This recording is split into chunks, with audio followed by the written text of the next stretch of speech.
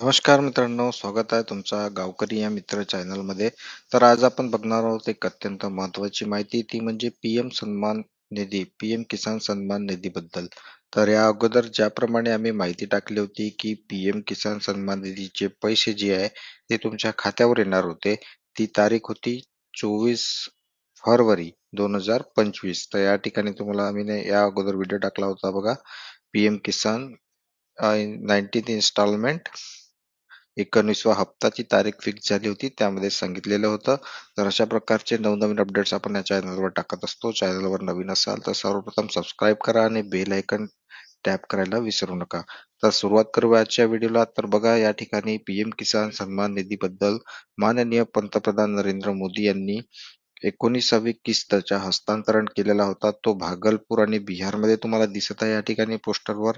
परंतु तुमच्या महाराष्ट्रामध्ये सुद्धा पुष्कळ जणांच्या खात्यांवर आता पैसे आलेले आहेत.